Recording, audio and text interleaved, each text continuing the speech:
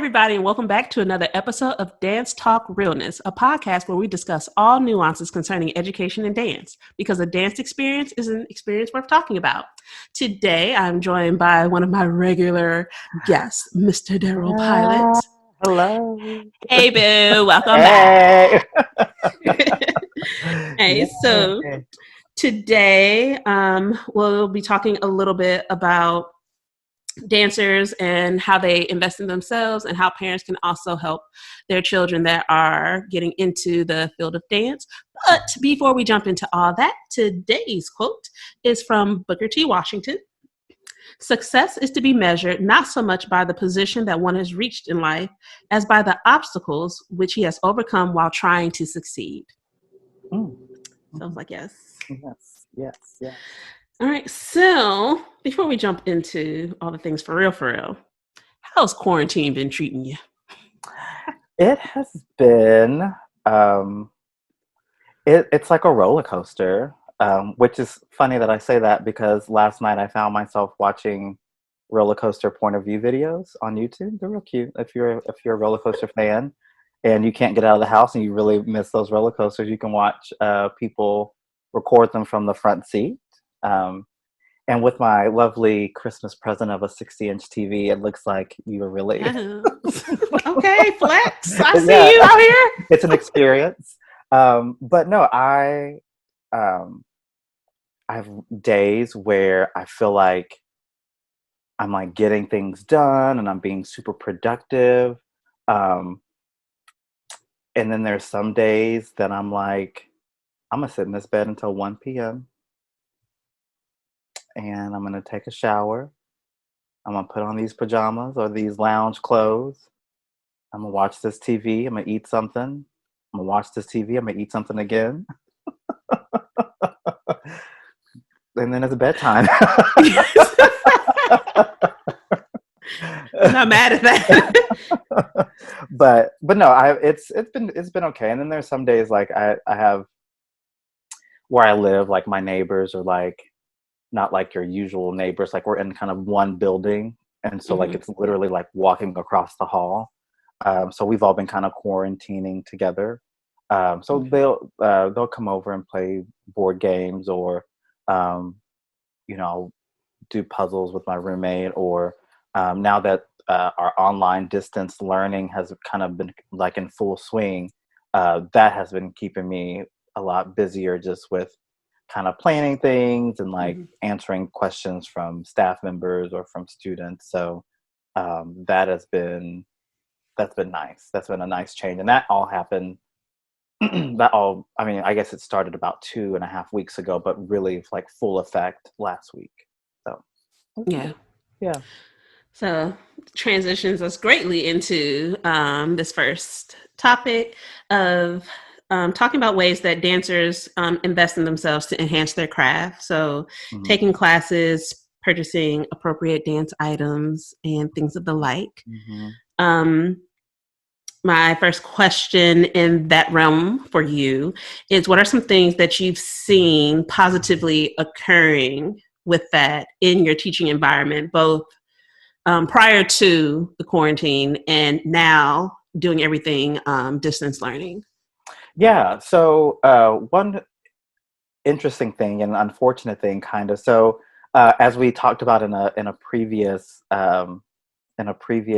episode, I'm not a tapper.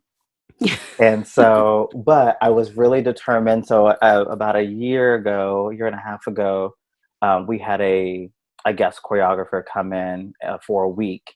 Her name's Quinn. Great. Yes. I know Quinn. Yeah. Yes.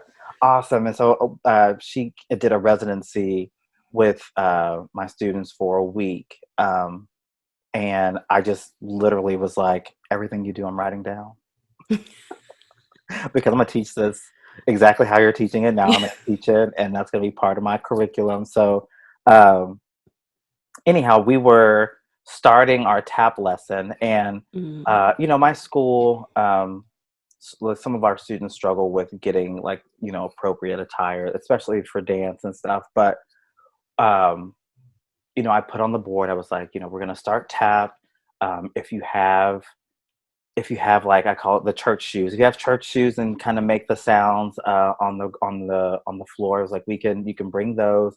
Some of my students are in ROTC. I was like, bring those. Like, that'll be like just something that you can kind of um, hear the rhythms that you're making. And then I gave the option. I said, if you want to purchase tap shoes and you can purchase tap shoes, I was like, here's a link on Amazon. I was like, you can order them. They're fairly inexpensive. Um, and some of them were buying them, Mm. surprisingly. Like, this one girl, I was like, we're just going to do some warm ups, center floor. And she put on her tap shoes. I was like, you don't need them right now. Like, She was ready. she was ready. Yes. You better be ready, sis. Yes. She was like, no, we're going to wear these tap shoes doing these stretches on this floor. I was like, okay. She's like, I bought these. I bought these. I bought them. these. I'm wearing them. What's happening? And I had a couple others who either, if they hadn't bought them already, they were asking, like, just were waiting for the opportunity to buy them, but were really inquisitive about, the purchase of them. So I thought that was really cool that they really wanted to purchase them. The sad thing is that they purchased them and we're not using them. I know. So I was really happy for that, but yeah, no, that just kind of sucked. But it's one of those things, they can always sell them, or hopefully for the ones that are not seniors, they can reuse them again. They can the underclassmen will revisit tap again at some point. So yeah, it's been one major thing that has been noticeable lately, that I'm like, they're really trying to invest in their craft by purchasing these shoes and stuff. Other things, like I had my winter concert in January, and I had a couple of students who wanted to do some solo work and some duet work, and they all went out and purchased their costumes. Like, one girl, she did a solo. I didn't really see her costume until she got on stage and performed it. I mean, I trusted that she would not, like, go out there crazy, but I was like, you have a costume? She's like, yes. I was like, are you sure? She's like, yes. I'm like, okay. It's like, please don't go out here and make me look crazy. But it was a beautiful dress. I don't know where she got it from. I don't know where she ordered it from. I don't know. Maybe it was something she had in her closet, or she went to, like, an actual online store and purchased it. So, and a couple other students did that for their solos or their duets, and just really impressed that they, really were actively like, no, I'm gonna purchase a costume for this. So. And you've been there for 3 years. Okay, 3 years. Make sure I wasn't making that up. Yeah. Mm-hmm. So would you say that you've seen a big shift over the past 3 years? Yeah. Oh yeah.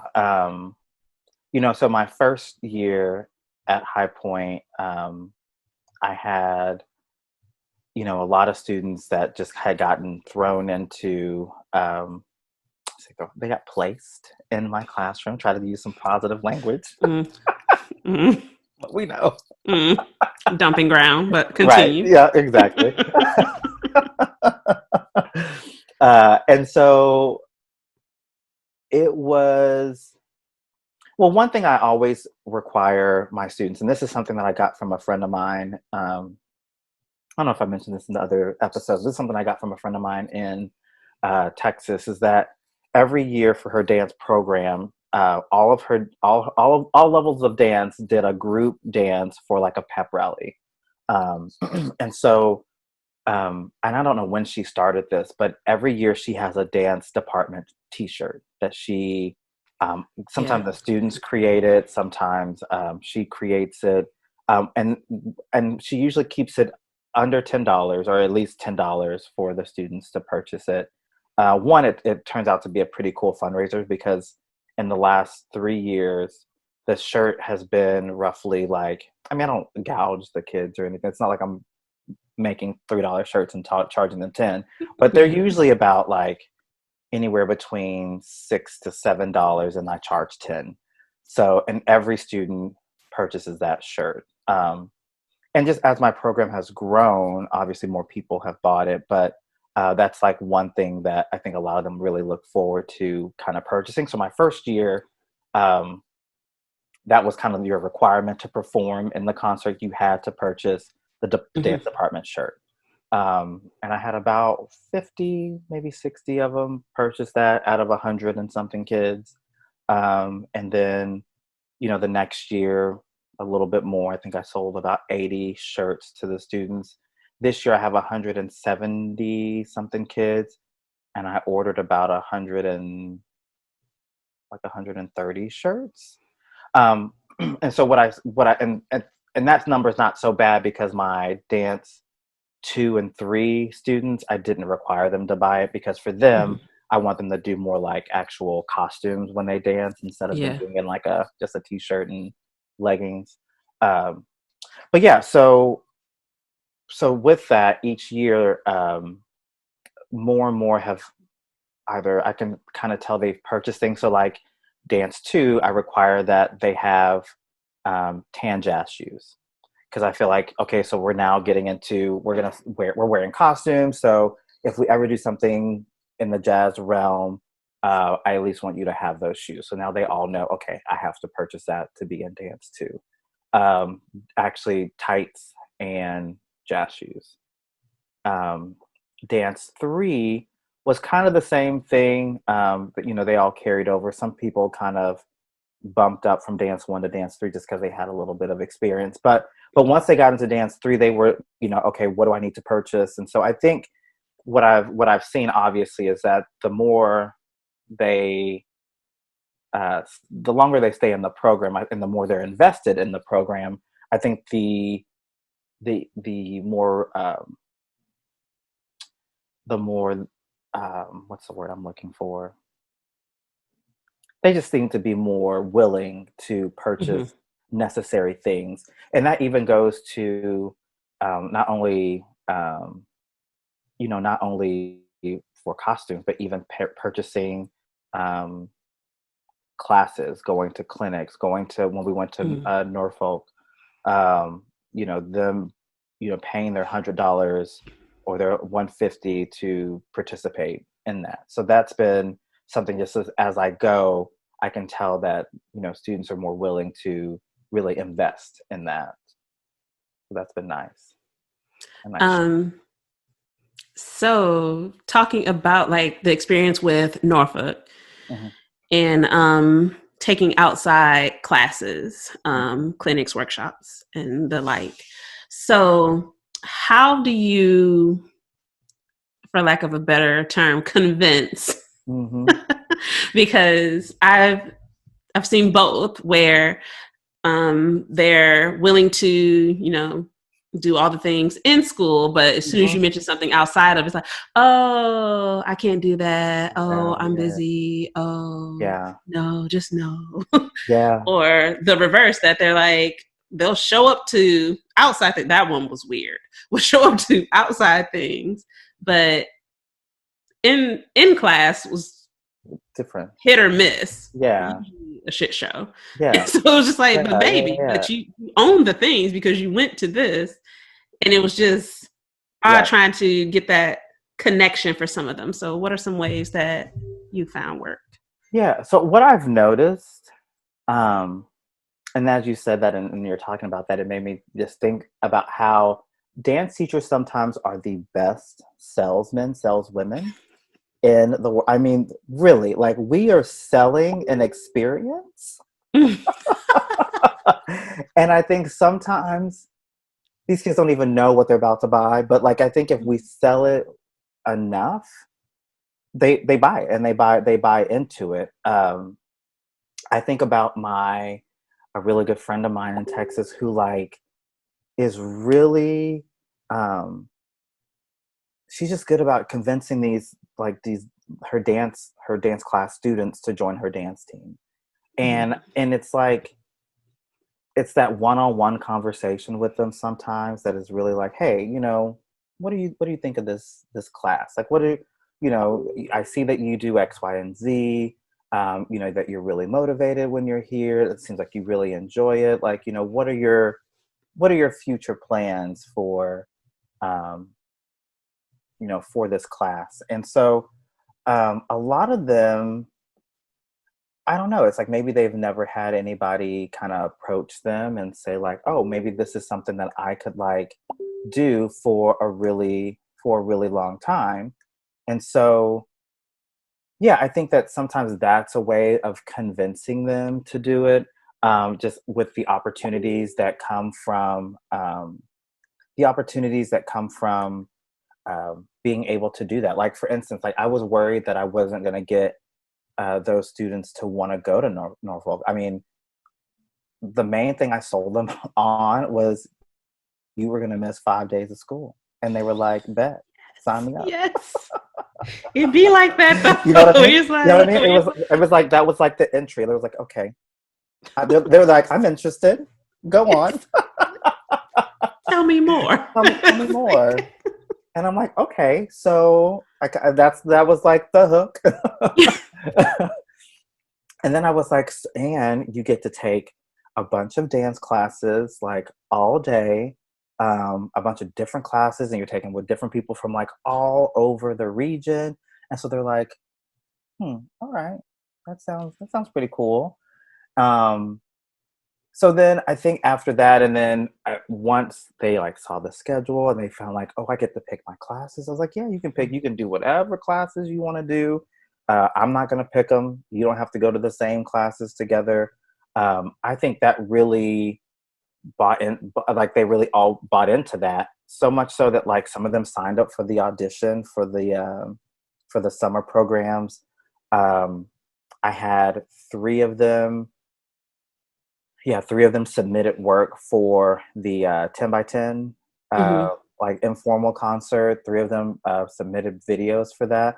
And some of that was like I had mentioned it to them and kind of like laid it out there and was like, you know, I'm not gonna force. That's the other thing where I'm kind of not a good salesman on that sometimes, because I being having done sales before and like the pressure of, you know, especially retail. Retail is all about, you know, oh, you know, don't let the customer just buy one shirt.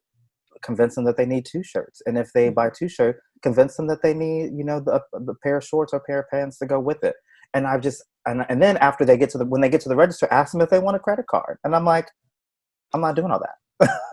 If they want that second shirt and those pants or shorts, they're gonna buy it no matter what. Like I don't want to Yeah. be the one that is like convincing them. If they want the credit card, they're gonna get it. And I kind of feel I approach my dancers the same way. I'm like, if they want to dance, they're gonna figure out how to do it. I am all about I'm gonna lay this out here in front of you.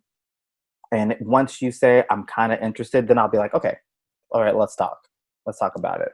Um, so um, yeah, so that was really cool. And then once we got to Norfolk, there was a little like, oh wait, you didn't say it was gonna be like this. And I was like, well, sorry. Well, we're here now. We're here. So, mm, Oh, there it's this. Oh, these guys, they've been dancing that long. Oh, these are like some of these yeah. people are like they're high school. They dance like they're I'm like, yeah, that's but I think it's one of those things that once they see that, then they really rise to that occasion. Like I feel like Hmm. when my students came back from Virginia last year, I just saw just a difference. It wasn't a Yeah. huge difference, but I think some of their work ethic in class kind of changed. I think even when we did our spring concert and looked at some of the things that they choreographed, um, like solos or duets, like I just felt like Hmm. they just looked different. And so, and even this year, now that you know, and now I have my level threes, um, and we did a couple of different um, workshops and clinics and stuff. I noticed that you know the wheels were turning a little Yeah. bit for that, and it was nice to see them a little bit more engaged based on you know seeing other people um, their passion for it. And that was really cool. I even have one student that he started with me as a freshman. He'll be with me next year as a senior. And so he's been with me all 4 years. And his freshman year kind of started off as being really shy and not really wanting to do dance. Like, you could tell he liked it, but he didn't have a class of students that were everybody was into it. So since they weren't all into it, he was like, oh, I'm gonna kind of half-ass it a little bit too. And then when he signed up for dance 2, I was shocked. I was like, I didn't think you liked this. Like, you barely dressed out in dance 1. So why are you wasting time doing dance 2? And it was one day where he was starting to kind of drift back into like his dance 1 ways. And so he saw the other students, because now I had like a group of students who really were like, no, this is what I want to do. I really enjoy this. Then that kind of fed off onto him. And then, this year, I think I can kind of see where for some underclassmen, now that he's a junior, like sophomores and freshmen are now kind of looking up to him. It's like, oh, he does this and this is really cool. Maybe this is something that I can do. So it's nice to see how their dedication and their investment into it all really just shapes my program, and I think a lot of my students do a lot of the convincing for me. Like, sometimes if I lay some of those opportunities out there, I think a lot of students, they talk to each other and it's kind of word of mouth, and it's like, oh, no, I want to do that thing. And it's like, okay, well, let's do it. Like, yes, let's. All right, here we go. And I think a similar approach that I had to you is when they would say that, well, yeah, I think I want to do this. And I'm like, okay, so let's talk then. Like, let me lay it plain for you. Right. You need to do X, Y, and Z to get this done. Let me know what you need help with. I got you. Right. But if you're about this, then you need to do these things to get yourself ready. Right. It's always funny to me how our experiences of Norfolk were so different. And we were there together in the same room. We were there together, and completely different experiences. But leading up to, prior to all the tomfoolery, I think that part of the buy-in was you get to miss all these days. Make sure you get your work turned in, guys, because we gonna be out. Yeah. And I gave them the opportunity to choose the classes. I don't think there was any class where I was like, well, no, you need to take. I did tell them I need you to take something that you can't take anywhere else. Right. Try to really branch out and take what you can, and try not to all sign up for the same thing. Like, spread yourselves out. Right. Because it was, some of them hadn't been to a festival like that, but they were used to going to showcases. And so they already had in their mind that idea of, but the description of this class, that's going to have some people in it that I know are going to be better than me. Right. I don't want to be in there. I'm good. And I'm like, no. That's the class you want to be in. Yeah. Like, use that opportunity to like push yourself. So there was a lot of conversation around that I found interesting, and some of them heeded it, some did not, which it was expected. They're high schoolers. Yeah. But it was fun and funny to me that when we got there, that a similar reaction of that is sunk in, like, oh, so like we actually have to figure out where we're going. Oh, we're not all walking over here. And it's like, well, no, baby, she ain't got a class for another 2 hours. You signed up for that class. Right. So you got to go. Yeah. No, I'm not walking you. I was like, because in that moment when all of you have a different class, how am I supposed to do that? Right. I was like, no, you're old enough. Walk. Like, you got this. Figure that out. Like, like, this is going to be you in college. So this is like your trial run. Can you get yourself to class on time? Right. And so it was, the beginning part was good. It never ceases to amaze me because, man, my concert after that was like the pits. But I admittedly cut a bunch of stuff out. Yeah. I cut most of my dances because I was like, I ain't finishing this for you. You got it. Yeah. So petty. Work it out. Work it out. I was like, you know what? This was done. This one done. This was. Those three are in there. Like, that's anything else you make is up to you. And then everybody had like a funky ass attitude, and so that bled into the choreography. And it was wild because I was like, what you're not getting from. I was petty. Full disclosure. Because I was done. I was like, oh, well, I mean, if I'm a bitch, I'll be a bitch. It's really okay. Yeah. I don't mind playing the role for people. Yeah. I know how to play it. But what I think people fail to understand is that I will do it. Mm-hmm. I think they really thought I wouldn't. And I was like, oh, so you don't know me. Yeah. You know Miss Bennett. Let me be clear on how truly is. Right. I was like, I'll play the role for you and I play it well. So just be prepared for when I play that. And I did. And it was lit. But that aside, because I was like, I'm not giving you feedback because you're just going to get mad and say that I'm being mean and I'm picking on you. So you got it. Everything you do is great and perfect and wonderful, just like your mama tells you. Yeah. Now, when you look like a fucking fool on the stage, that's on you because you're beautiful and everything you do like your mama said. Right. But what I'm not doing is putting myself in any more position to be accused of anything. So be blessed. Child, that show was... I was like, if there's any recordings, let me not. Can y'all burn? Like, delete. We don't need it. Run it back to the other year. I had a good group that year. Right. And that was with the kids who couldn't stand me because I wasn't the old teacher. And that was a better situation. Right. Yeah. So, but I think minus tomfoolery, that experience did help some of the younger ones with being more willing to invest in themselves as dancers. Yeah. Because like you were saying, when they have upperclassmen to look up to, and they're like, oh, well, you know, so-and-so is a junior or a senior. And they're saying that, you know, they took this workshop and it was really great. They had a good time doing it. Oh, maybe I'll try that. My younger ones didn't have that.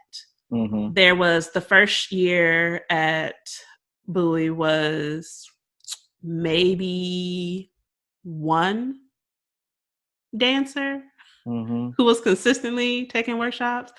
But the mentality was, oh, well, that's just her. Yeah. And I was like, y'all not going to be inspired by this or nothing, huh? Yeah, like, y'all just, this could be you. Like, this could be you too. It's really okay. Yeah. But she was the only, like, as I'm thinking about it, she was the only upperclassman who was really about it. I believe she was the only one who went off and majored in dance also. So that's my baby Jordan. She's at Howard. Oh, yeah. Yeah. Then the next year, there was still some of that mentality amongst upperclassmen of, oh, well, I don't know. And so I think taking some of the younger ones kind of helped them to separate that out that, okay, well, yeah, I can still be friends with this person. But if I'm saying I really want to dance and I really want to get better at this, then I need to seriously be looking at these different avenues to like invest. Yeah. And the one thing I will say that I think is interesting is that sometimes it's like I get so frustrated with seniors because it's like they've been with you for so long, but they just get so lazy, and then and then maybe they're a little burnt out because, you know, now that they're seniors and, you know, you trust them, you know that, okay, like if I give you some choreography, I know we can do it in a day, review it in another day, and then it'll be somewhat ready to go on a stage somewhere.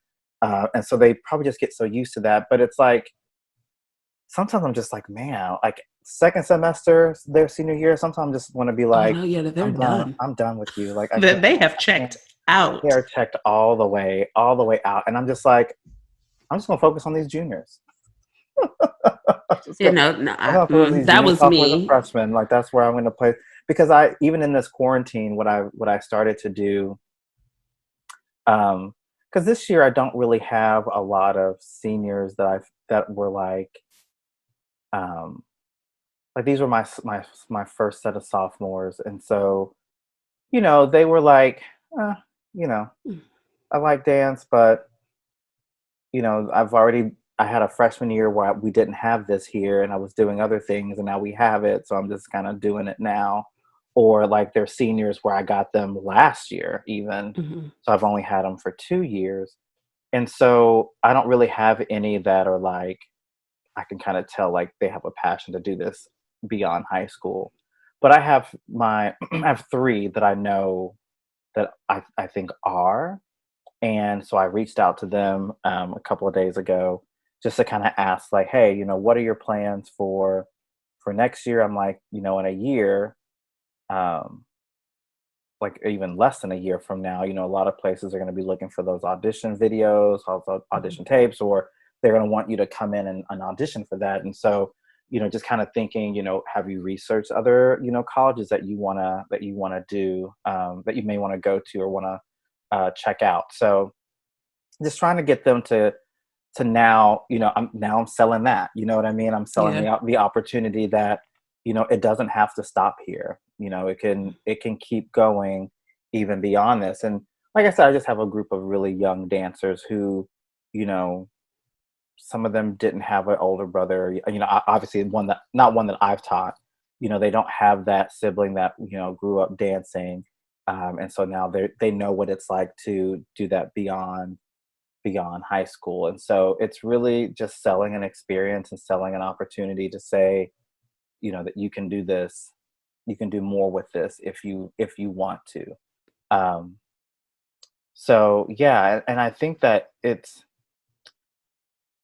wonder I wish I wish upperclassmen, seniors and juniors really knew the effect that they had um on a dance program, on younger dancers, that like they really see that and they really look up to that. Like I know there were some people who thought that we were going to Norfolk this year, and they were like, "Oh, I want to dance," and I'm like, "Sorry, I mean, do it, but you ain't going nowhere this year."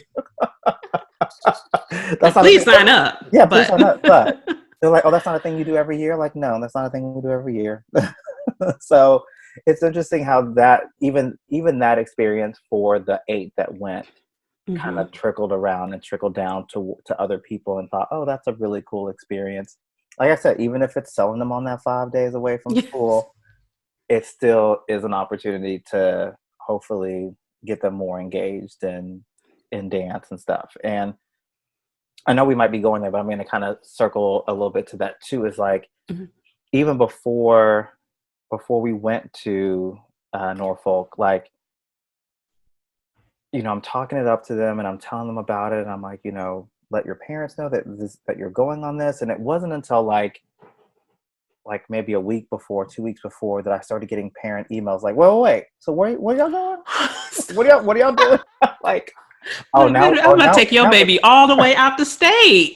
Like, you need to be talking to me sooner. sooner, way sooner. And like, so then I planned like a day, because I know like, a lot of my parents have different schedules. So I Mhm. planned like a 3 to 6 that I was like, I'm going to be after school. Make sure your parents, I was like, if you are going, I need to see your parents in the face. And Yeah. I want to talk to them. I want to give them this permission stuff. I want to explain to them what you're doing, so that way they know. And it's not like I'm sending home a letter and I'm hoping that they read it and sign it. Mhm. Like I want to look at them in their face, and so Yeah. they know. So I only had one parent who, her daughter was a junior, and she was like, well, my mom was like, she's fine. She just wants, honestly, she was like, my mom just wants your cell phone number if you don't mind. And I was like, okay, that's fine. And Yeah. she's like, she just wants it just in case something happens and she can't get a hold of me, she at least has your cell phone number. And I was like, that's fine. But for everybody else, I did see their parent and talk to them. So it was just interesting to see just the level of investment the parents had, and like that. Mhm. Well, what are you doing? Where are you taking them? What are they gonna be doing? Okay. Well, they're gonna be in a hotel. And at this point, I'm kind of like, well, it's too late now. Y'all done paid. Like, we going. Oh God. like, like I can't imagine being on the other end of that and not attending a meeting of some sort. Right. Like, I don't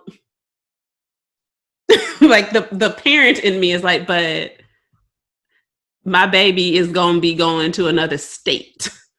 If for no other reason, I just need to know that the person taking my child sounds like they know what they're talking about. Like, right, exactly.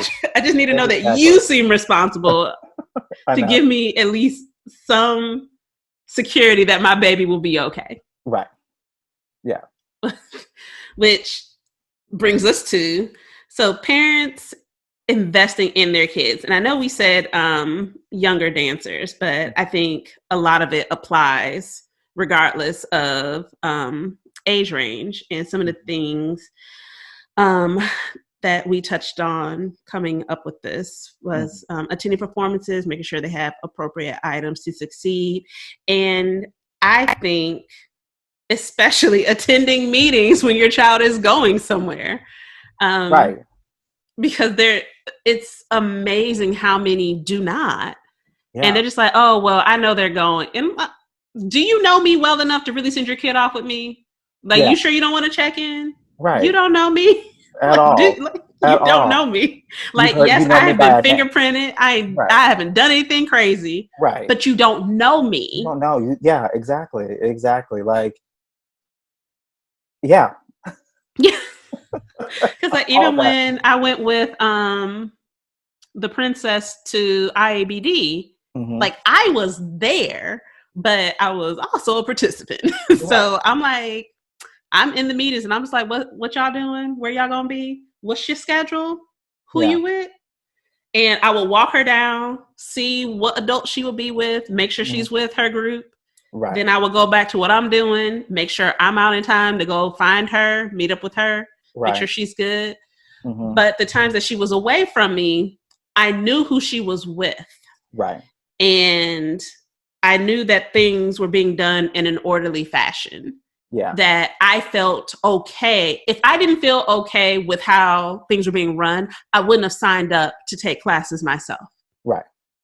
And so it boggles the mind that there are people who, and it's not a slight to those who honestly can't make it right to the meeting, because of course we can't have like 24/7 hours and wait for whenever someone's available. Right. But some, it just be like, they not coming. Yeah. And you won't get not a call, not an email. Right. And you just be looking at the kid, because sometimes I'm like, did you sign this permission slip? Because I think you signed it. Right. Like, there's no way your parents signed off on this. And I've never spoken to them. Ever. And so that part for me has always been weird. And again, I'm like, I know I'm not crazy, but they don't know that. Right. Like, yeah. And I mean, I'm glad I'm not, because I mean, I don't know. Can I even say this out loud? I don't know. I don't work for the system no more. But hopefully nobody come knocking on my door after this goes up. But like, okay, so when I was first in the county, we used to be able to like transport kids. Right. Yeah. And if you had parent permission, and then it turned into, you need in writing, like you need something written out with their signature. And then it was like, no, type up a thing, have them sign it. Yeah. But we could take them places. And so like, sometimes that's how we got to showcase. Yeah. What I wasn't doing is sitting all night at the school. So I was like, yo, call your mom. And I'm gonna put her on speakerphone. Can I drop her off at the apartment? Like, yeah. She said she got her key. Are you good? I will watch her walk into this apartment, but I cannot. I got a whole family. Like, I cannot be out here. Right. It's either this or I call the police. I don't know which one you want. Right. Exactly. So, but it's... I get that. Man, they used to play Tetris in the back of my truck. One of my babies posted it on Facebook. Like, she posted a picture of them in my truck, and I was like, maybe take it down? I don't know. I don't work for them no more, and y'all are adults now. Right. But that's how, and I think it was it MDA? It may not have been MDA. It may have been state. But I know it was a whole showcase, and they were doing Tetris in my back. see. Yeah. Like Yeah. it was all the illegals. I shouldn't be saying these things out loud. It's like, But yeah. yeah, but but it's those are one of those things those are the things that we do. Like I know when I was teaching in Texas and I had we were going to a dance camp, a summer dance camp, and I had at the time I had two dance officers for my dance team, and um, we we're going to we were in San Antonio, we were going to Houston, and I just couldn't justify purchasing a whole dang like charter bus or not charter Mm-hmm. bus. At that point, at that school, I could have done like a 15 passenger van. But Yeah. for three of us, I was like, let's just get in my car. Let's It'd get in be my like car. that though. Let's just get in Like, my just car. come on. Put Come a on, seatbelt on, come on, put please. your seatbelt on. Yeah, exactly. You got all your things. Let's go. And we drove. We drove to Houston. They were 3.5 hours away from their parents. You know, almost like going to Virginia. But yeah, Mm-hmm. But that was also a time where, or a group where like I knew, like their parents knew me, and I knew them, so Yeah. that was fine. And the cool thing is that what I've also noticed, and it's not, I guess, it's hit or miss. Like you said, like I do have a parent that is for sure like she knows me. If there's an issue, she'll email me, or she'll meet with me at the school, and it's never like never anything bad. You know what I mean? Never. There's no Yeah. bad blood. I mean, she's never come in there like, why are you doing this or why are you doing that? Like it's always like, hey, let me know where she needs to be, and we'll make sure that happens. That happened with so one of our staff members at High Point was very gracious and paid for two of our students to attend like an Alvin Ailey workshop Mm. that was in DC. And once again, I'm always like, oh my God, this is such a great opportunity, but then I worry about how are they going to get there? Are they going to Mm-hmm. for sure go? It's 2 days. It's a Saturday and Sunday. And I think I had something going on that weekend. So I was like, I mean, if I needed to, I would have picked them up and taken them there, but definitely something I couldn't do. But, these parents figured it out, and they made it work. And the cool thing is my very first year at High Point, this is kind of going back now to like the kids and their investment. When we were going to showcase for the first time and we were trying to figure out how to get there because we had to go all the way to Oxon Hill Mm-hmm. Yeah. for that concert. Like my four kids were like in the middle of our dance floor and they were like, well, they're like, well, we could take the metro and then we can get on the number 3 bus and that'll drop us off and I'm like, they are really trying to figure out how Yeah. to take public transportation so they could get to this show. And they're like, that'll drop us off right in front of Oxon Hill. And I'm like, okay, no, let me email Tamisa real quick and let her know. I'm like, my kid's about to take public transportation, wake up at 5 a.m. to get all the way to Oxon Hill by like 8:30. And so she got a bus for us. But that's one of those things. But on the flip side of that, not one parent came to the show to watch Mm. them perform. It was like a call me when you're done and I'll come get you. And then we had to stay late for another student to get picked up by his cousin to take him home. So yeah, it's really hit or miss with like the parent investment of like,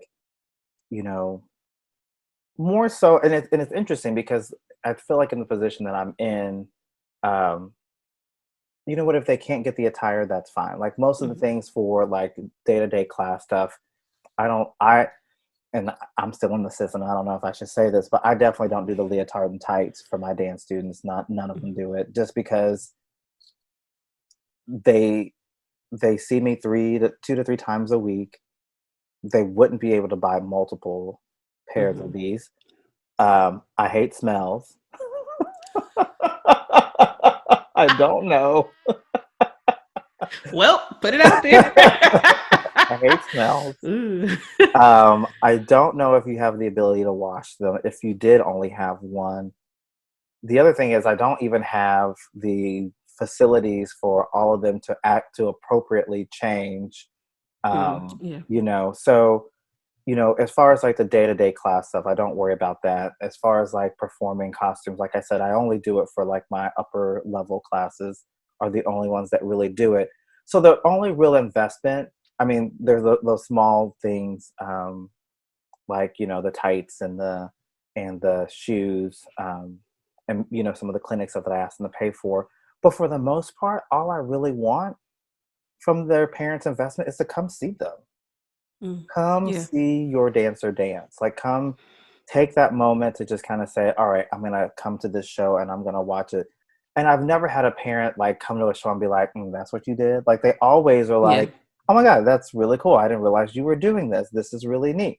So it's like, if you can really see what your child is doing, and sometimes it's like, I think if these kids had parents that really invested in that, I think that would motivate them to be more invested in like, okay, maybe this is something I could do, or maybe something that I want to do. Like if your parent doesn't really care about you doing it, then you're like, well, maybe it doesn't matter.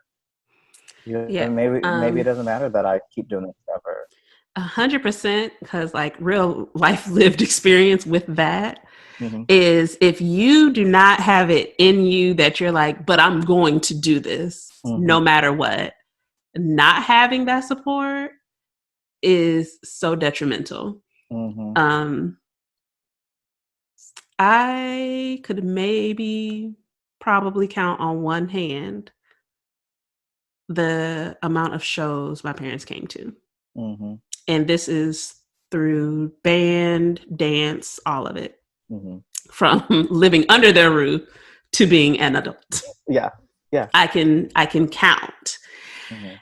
And for me, the arts have just always been, I'm like, well, this is just what I do. Like, it's not an option for me to not do this. So I'm going to do it regardless of if you come or not.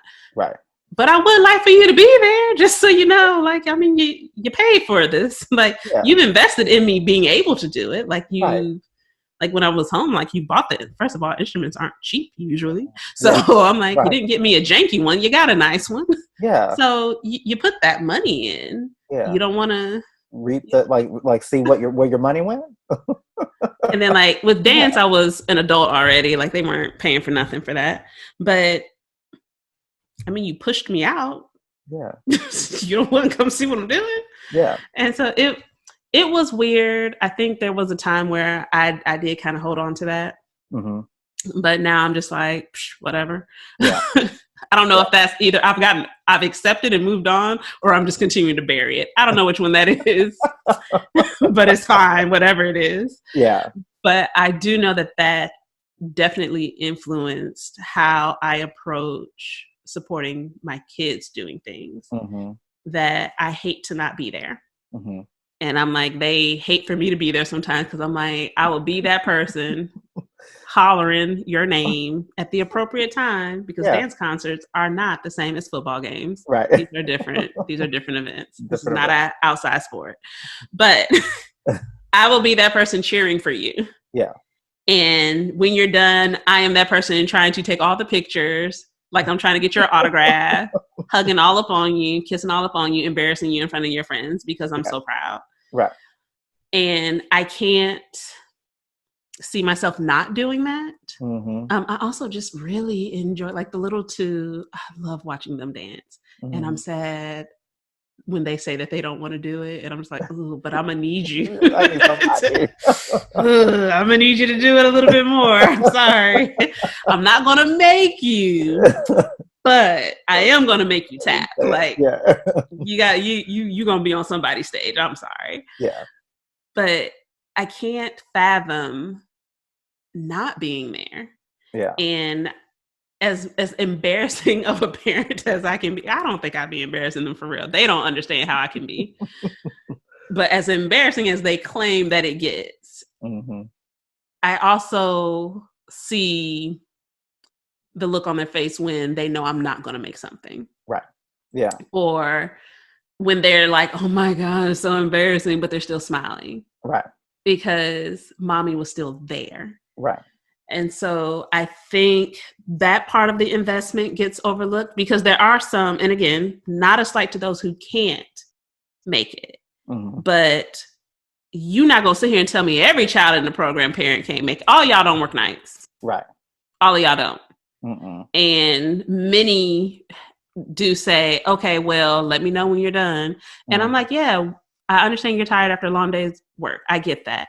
I'm tired because I'm sitting my ass up at the school with your child waiting for this show to start. Right. I've been here for over 12 hours. So I feel you on a long day. Right. But this is one, at most 2 days that I'm asking, come out and see what your child worked on. Right. Like, come see what they've learned, come see what they've put together, because like by spring, I'm like, that's student choreography that's happening. Yeah. Like, come see what your kid can do. And like you said, no one ever leaves saying, oh, that's all y'all did? Yeah, that's what y'all were doing? They're like, oh my God, they really were dancing. And I'm like, well, number one, that's what I teach. Yeah. That's what I do.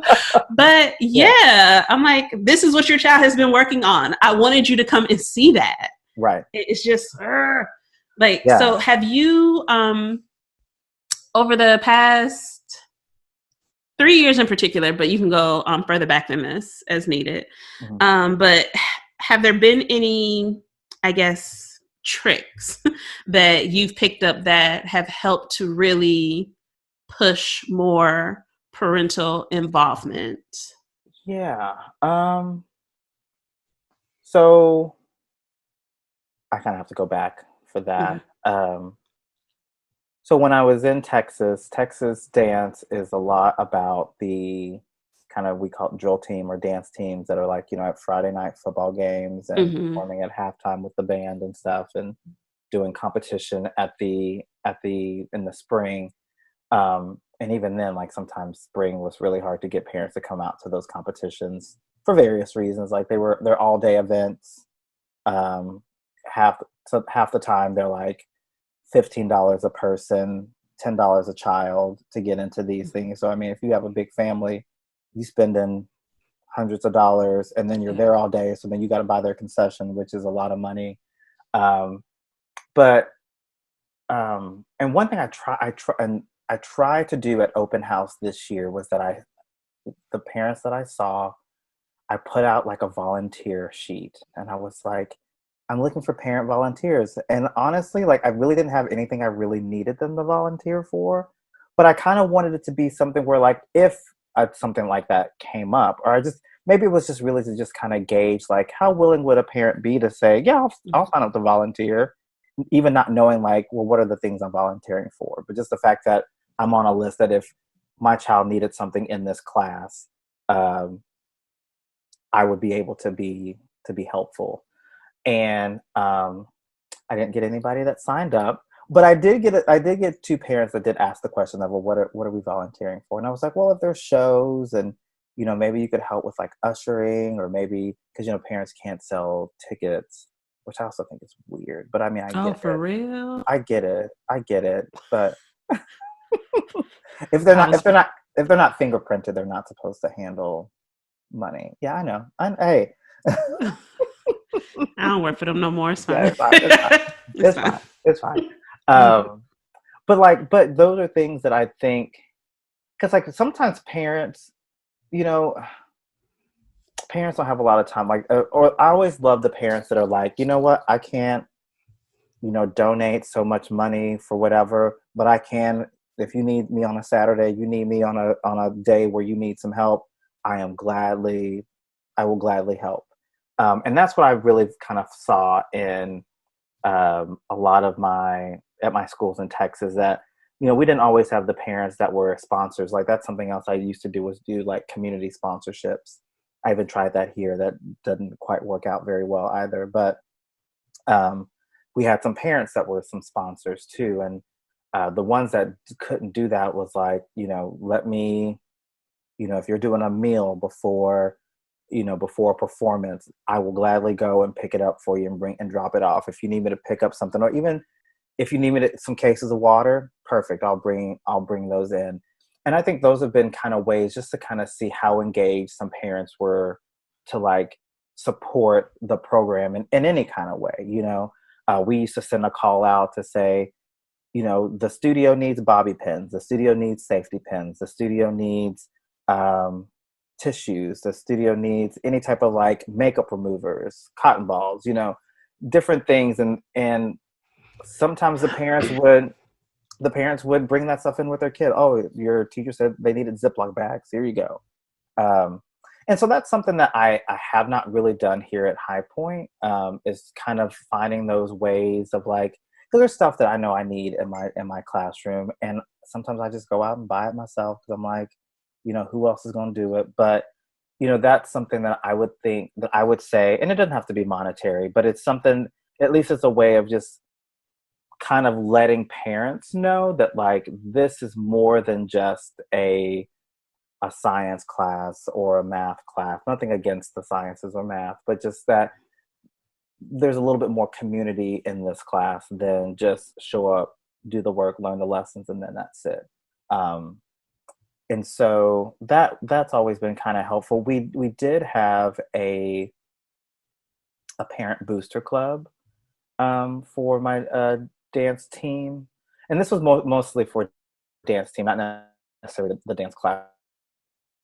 So with our dance team, the parents are usually always a little bit more invested because they have invested a little bit more money. But the booster clubs were always, mostly parent driven. Sometimes it can be dramatic just because parents are drama. You think their kids are drama. Sometimes the parent, that apple don't fall too far. It be still on the tree. Like, dang, like holding on. Yeah. And so I, sadly, I have not really seen a well ran booster club. I've heard about them. And I know they do exist. They do exist. I ain't never had one, but they exist. I've seen them exist for others. Yeah. And sometimes it's, even with that, there's a little privilege with that too, because usually the parents that are the president, vice president, on the board, those are the ones that have the time, have the money to kind of like say, this is what we're going to do and this is how we're going to make this function. And then sometimes it's harder for the other parents, but those parents end up kind of being the worker bees. And sometimes that's fine. You don't need a whole lot of chiefs. Sometimes you need some Indians to like do the work. So it's, yeah, like I think those are ways that I've seen, like giving parents some type of like, or a parent, some type of like responsibility, I think is really neat. Like I've even toyed with like, maybe even having a parent that would want to be like a class mom or class dad. And like at concerts, like you were like responsible for bringing a snack or like just helping with costumes for this class. You're making sure that, at the end of the concert, they have all the things that they need. Because, this year is my first year having a production class, and it still is in the workings of like how to get them to really know like what it is they're responsible for. But sometimes they need that extra adult just to kind of be over them. So even if I had a parent that was kind of into like that backstage mom life or that backstage dad life to really kind of help manage them and manage the backstage, I think could be helpful in getting a parent involved. And sometimes it just takes that one parent to really engage other parents to want to do something, and it like recognizing that parent in front of all the other parents. Then it's like, so and so's mom got recognized. And I know for me, when I was in high school, there was this incentive for when I was a junior. The junior parents went and cleaned up the after prom from the seniors for a couple of reasons. One, the senior parents put the whole thing together anyway, right? So they're tired, and it was like a lock-in that we did from like I think 11 p.m. or 12 p.m. until 6 a.m.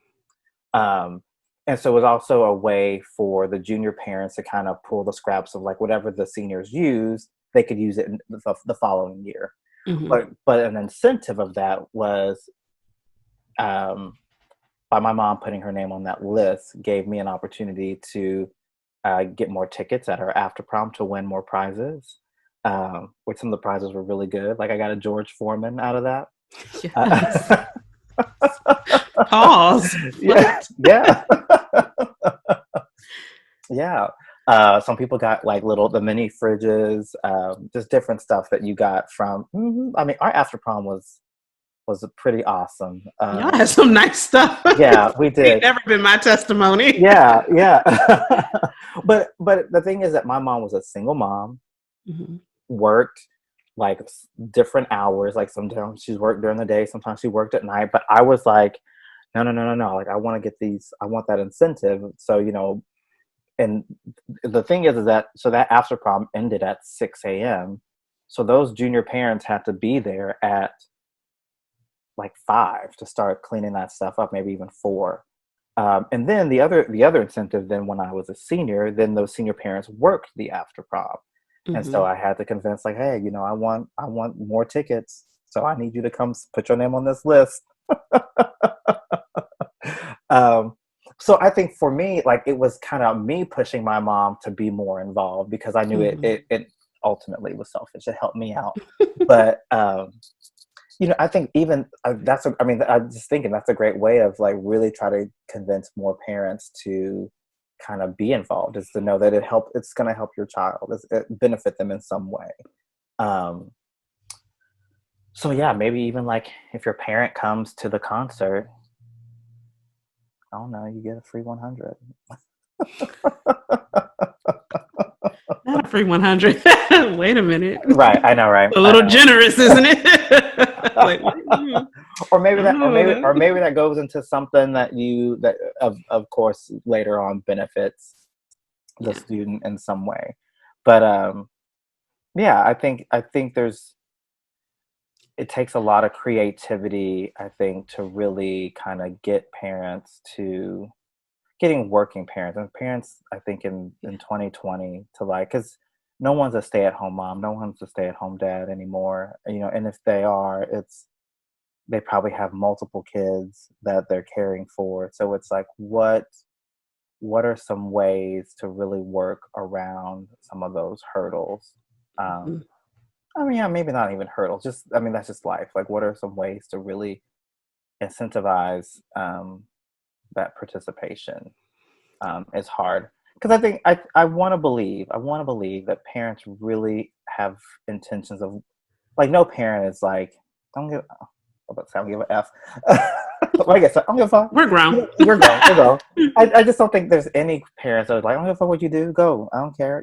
I just want to hope that I know that they exist, but I really want to hope that most parents are like, I really wish I could, but I just, I got grandma, grandpa, and I got these kids that I got to watch. So you go do it. Good luck. Let me know how it is. And I ain't going to be able to pick you up. So get a ride. But, that'd be real life for some of them, though. They were like, baby, I love you. I love you. You need to get a ride home, though. Yeah. It's like, okay. Yeah, I have a student whose mom's number is in my phone, and she's always like, tell her I'm gonna call an Uber. And I said, okay, I'll let her know that her Uber's on the way. But mom also has like a baby. Like, I think this baby is not even 1. And I think there's another one that's like under 2 that's at home as well. Yeah, that's a lot. So it's a lot. I know it's a lot of schlep all them people, especially if your child is asleep. We're not going nowhere. They ain't going nowhere. Like, man, forget it. No, I'm not waking up these kids to go. We're going to call you an Uber.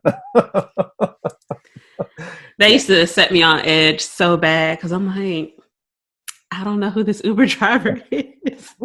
You can't ride with one of your classmates. Right. That way I at least know I have seen them and they're adult. Like, I know who I sent you with. Right. But yeah, and that's another thing too, that now that you say that, like, can you ride with another classmate? I'm just processing out loud now. Like, there are some parents that I know have really stepped up and have taken some kids, dropped some kids off or gotten into places that I really should try to make sure at the end of the year that I recognize. Because I mean, that's, like I said, it's helping me, that's helping them. And once again, it's like one of those incentives for that parent to hopefully to keep doing that and maybe do a little bit more, maybe willing to like, hey, instead of it being that last minute, oh, can you take so-and-so home? Maybe that parent's like, hey, let me know who can and cannot, and I can, better prepare and make sure these kids get where they need to go. So. Yeah, because I think at Bowie I had at least 2 who were usually good for that, which was very helpful because otherwise some of them were like, I can walk. You're not walking at 9-10 p.m., honey. That's what we're not doing. I will risk it. You can hold on to the top of my vehicle and I will drive slow with the hazards on. But what you're not going to do is this walk. Like no. Yeah. But I want to say, Northwestern. Yeah. It was like, first of all, some of them did good for their parent to come get them. Yeah. So that one was rougher, but that was also, I had one that faithfully I took her home. Now, and it just was. And the thing about that is, even like those are kids. Now, are these like your level 1 through 4s, or these are like your VPA kids? She was VPA. See, and now that's she was VPA and she was dance company. So with her, like, I still got her mama's. I still talk to her mama. I still talk to that whole family. So with her in particular, it was a little different because there was more commitment. And like when her mom could make it, her mom made it. Oh, okay, yeah. But like the regular like rehearsals, because you know how I was with rehearsals. Like I'm like, oh no, sis, we got this good 3-hour rehearsal, 2 to 3 times a week, because you're not gonna look like trash on stage with my name on you. Right. I'm gonna have you out here looking right. Yeah. But her mom had to work. Yeah. And so it was like, I remember when the first year I had her, it was either her first or second year that I had her. Her mom got pregnant. And so I was just like, y'all about to have a whole nother person up in there. Your mama ain't gonna be out here like she was. So whatever you need me to do, that will keep you in here, because I knew that for her, dance was the outlet. And I was like, all right, well, however we need to figure it out. You're not walking home though. Like, let me be clear. If one of these other folks can't get you, tell your mama to call me. And I just need her to say yes. Yes. I'll take you, drop you off. Right. But when I tell you, so many more of them would just be like, Chuck deuces, I'm out. And I'm like, yo, you're just not going to help nobody. You know that kid lives next door to you, right? Like, you're just going to go? Yeah. But it was very odd, because even the VPA parents weren't as involved. Yeah. It was very weird. Dance company, I could usually pull some of them better. And it was the same at Bowie. Like dance company, I was usually, they're more involved because they're doing more things. But like, I was going to ask you, do you sell tickets for your concerts? Okay. So what I used to do, I don't know that this was allowed. I ain't care. So like, you know how like they'd be like, okay, well, it has to be like a suggested donation.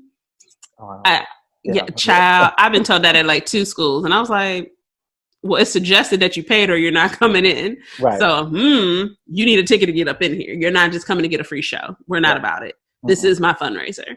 Yeah. So what I would do, and I think that maybe this is what kind of started really boosting the numbers of parents and families coming out, is that as much as I hate extra credit, I hate it.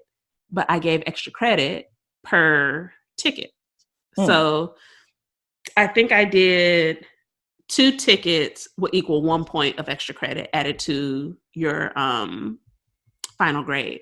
And I was like, all right, now, if you out here and you sell you a good 20 tickets, you've gone up a letter grade. Yeah. Now, hopefully you don't not living that much of a struggle that you needed all that. I mean, the account for the department would thank you. Yeah. But there were some who, it's like, okay, well, if I'm sitting at a 78, you mean to tell me if I can sell 4 tickets, I'm gonna give me a B?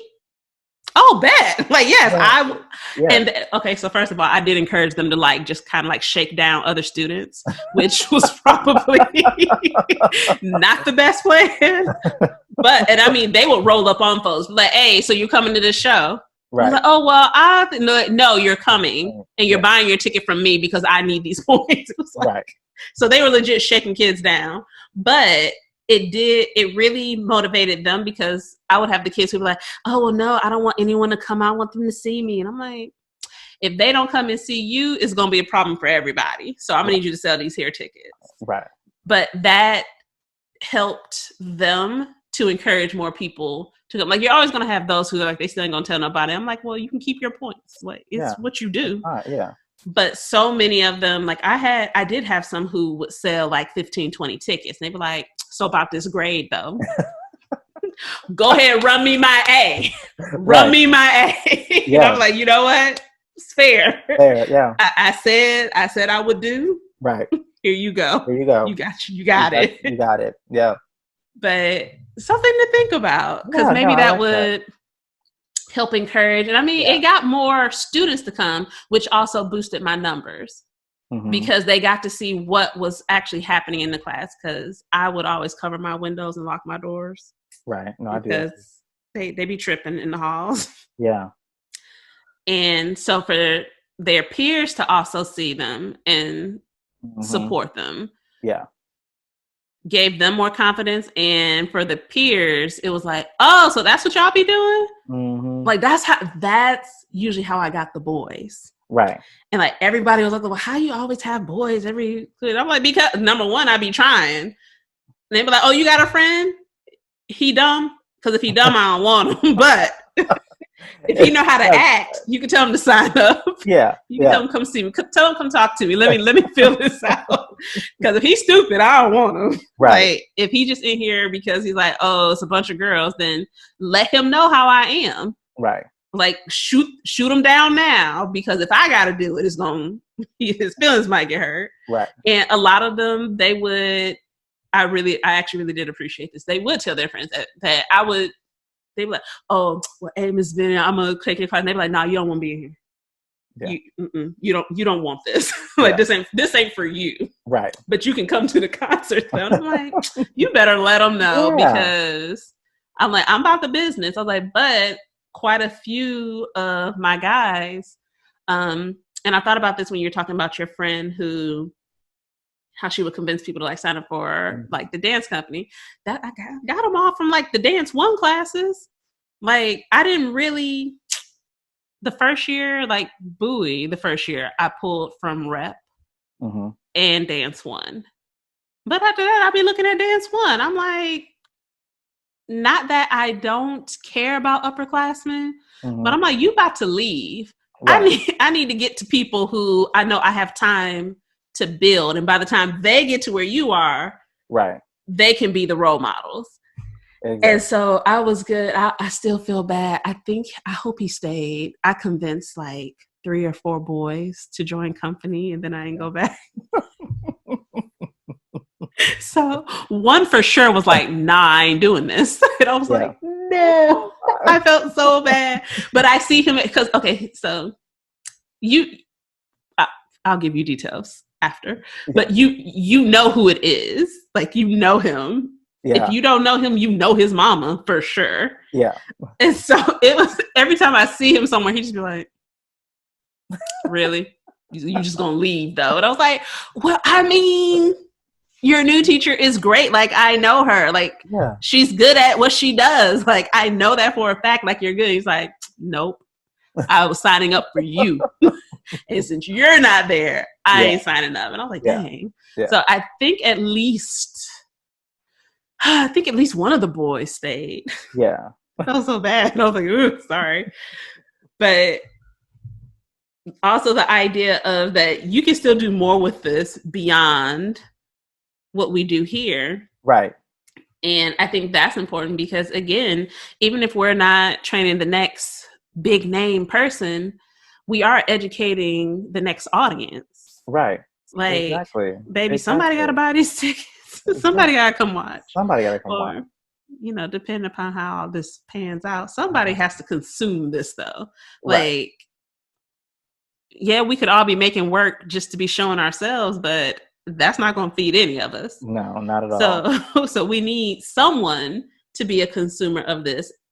So I think it's all important to really put out there for them, that the investment isn't necessarily always that I'm trying to push you into the field, but sometimes it's just, number one, because we teach more than just codified steps. If nothing else, I'm teaching you how to persevere through something that may not be your cup of tea, that you finish your commitment. Yeah. Like, baby, you got to get up out this school year. Like, I'm sorry. Right. Your goal is to not fail, but you have learned that you are capable of pushing through something. Even just how we think outside of the box a lot of the time. And we always have to troubleshoot and figure out, okay, well, even just getting from one movement to the next. Okay, what's that transition? How am I doing this? Okay, what are other ways that I can do this? Just being able to take that type of critical thinking and move that over into life. I'm like, these are things that we're giving them. Right, and exactly.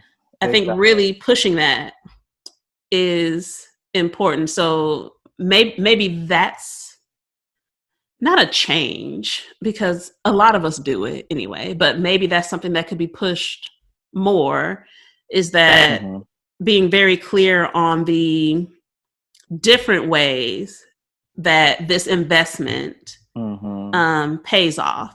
That it's not only, oh, you're training to be able to go audition for a company. ABT.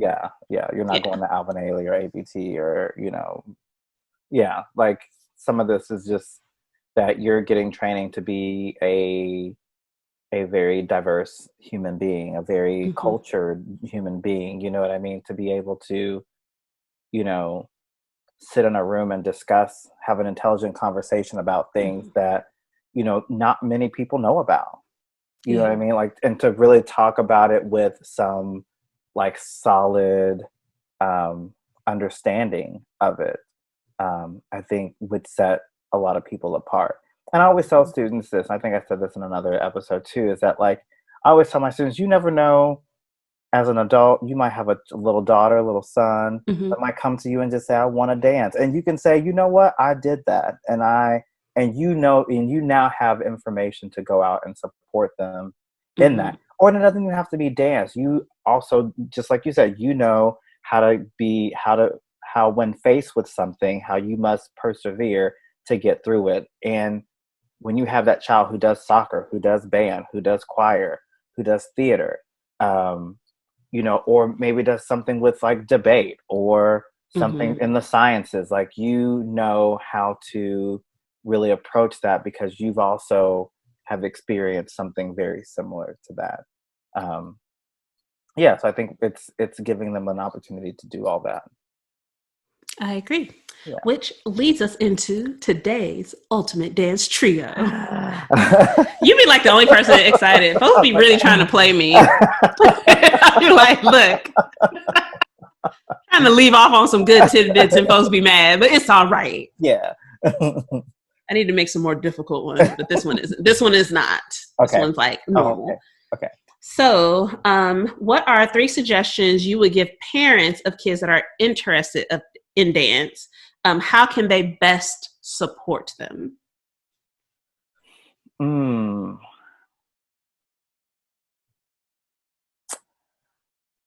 I think,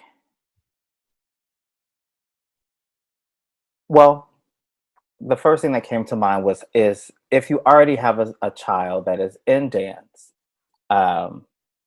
just an advice on how to support them, that even if you just ask them to show you something that they did in class today, I think is really awesome. And sometimes I really enjoy when my students come back to me after we've just started some choreography and it's been over the weekend. We come back on a Monday or Tuesday whenever I see them, and they're like, oh, I've been doing this dance in front of my mom all weekend long and showing her all these steps and everything. Or when I have some parents who have liked or follow or subscribe to my YouTube page, and like, or like watching the things that we are doing is really nice. So I think just being invested in that, like that day-to-day progress is just showing us that little bit of like, okay, I'm helping you, I'm supporting you in that way.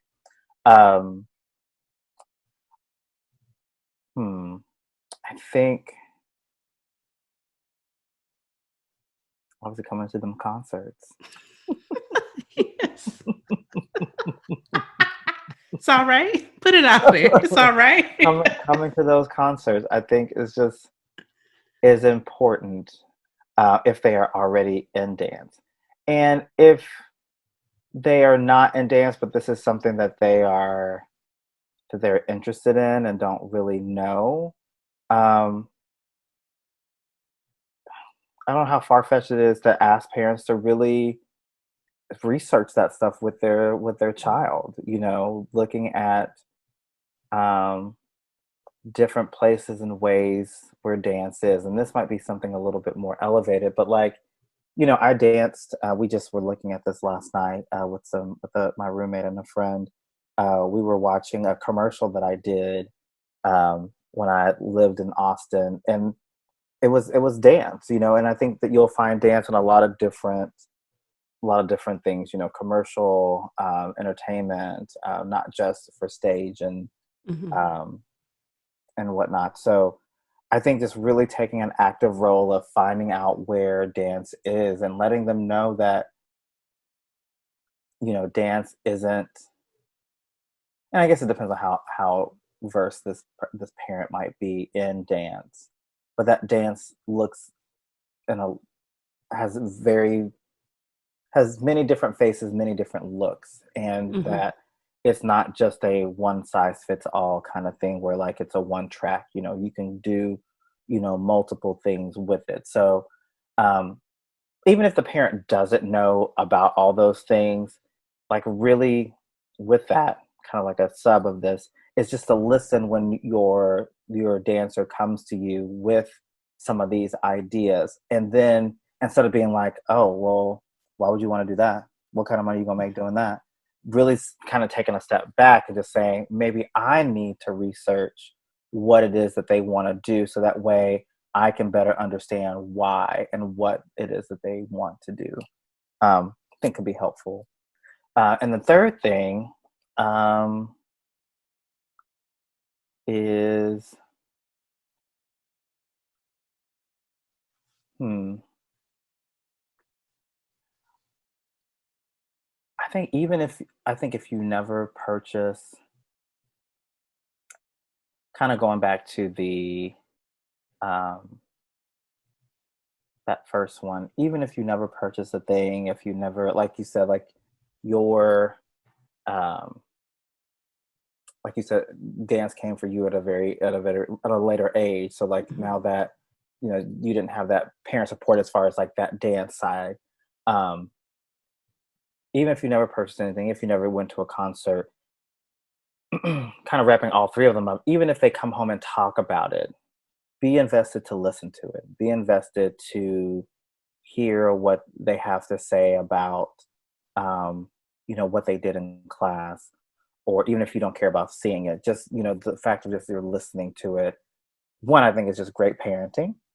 Just to Yes. listen to your kids' passions and what interests them, but just to listen, and then at the end be really excited or really supportive to be that sounding board for a decision, or if they're upset about something because they didn't get a certain part, or they're not on the front row, they're in the second row, which, you know, that's not a big deal, or if they're not in that first or second but they're in that fourth or fifth row, you know, just to kind of understand that, um that understand where they're coming from and listen to it. With all that, with all three of those things, another kind of a fourth, sneak this one in, is to don't be that parent that feels like supporting your child is always speaking for your child. Mm. Say that again. Say that one more time. Run it back one more good time. Again, for the people in the Yeah, back the row, ones all the way back. Get all the way them. back. Get them. Supporting your child is not speaking for your child.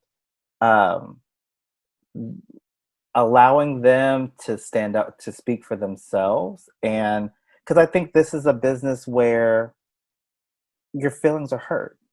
Your feelings are hurt in so many different ways, whether it's, like I said, not getting the part, not standing in the row, not even making the entire company, people not liking your choreography, people having opinion about that. So there's so many levels and layers to this, where we put a lot of emotion into, and your feelings get hurt. But especially for those in our, elementary, middle, high school, even college age, like, supporting your child does not mean that when they get their feelings hurt in this realm, that someone has wronged them. If anything, those are tools to help them grow. It's tools to hopefully make them better. And I think, everybody's job has a performance evaluation. Even the most richest of the rich, somebody's going to be evaluating their performance, and sometimes their performance is not so great. That critique, that feedback, is not to hurt them, it's to only make them better. So you can't tell me that so and so, who is, senior vice president at some company, can get an evaluation, and there's some negative feedback, or some critique may not sit well, and your child can hear something, and that they're not supposed to react to that. They're not, or that even if they do react to that, that's wrong, that's not good. And so therefore, your support, your reaction is to come knock on my door and have me change it, because that's not going to happen. Because I won't. Because I won't. But yeah. Oh, yay. Yeah. Yes, we had a dance quartet this time. I'll take it. 100% agree on all of those points, though, especially that last one. Yeah. That one I take personal, because oof. Yeah. But yeah, no, take it personal. Yeah. I'm supposed to be tripping. I'm like, no, let that baby fall. Yeah. We're not saying let the baby get a concussion. We're saying let them learn, because this, especially if they're doing anything in this field, but like you're saying, in any field, really, there will be some evaluation of you, and it will not always be the most sunshiniest thing you've ever heard about yourself. Right. Like, in fact, the point of the evaluation, I would dare say, is for someone to come in and find something wrong. Right. So you know what places you need to improve. Right. So the sooner they learn how to take that, the better off they'll be, because you don't want to be that adult that you've gone through elementary, middle, high school, college, and you've never learned how to handle that. Right. And now you at this job. Are you okay? You're not about to tell me you about to be 25, 6, 7, 8, calling your mama to call your boss because you're in your feelings. Right. No, you needed to learn how to handle that. And there are ways to support your child in learning how to handle it that don't involve you taking it on yourself. Right. Now, of course, there are some cases where it's like, okay, maybe an adult needs to step in. Right. Of course. But all the time? Yeah.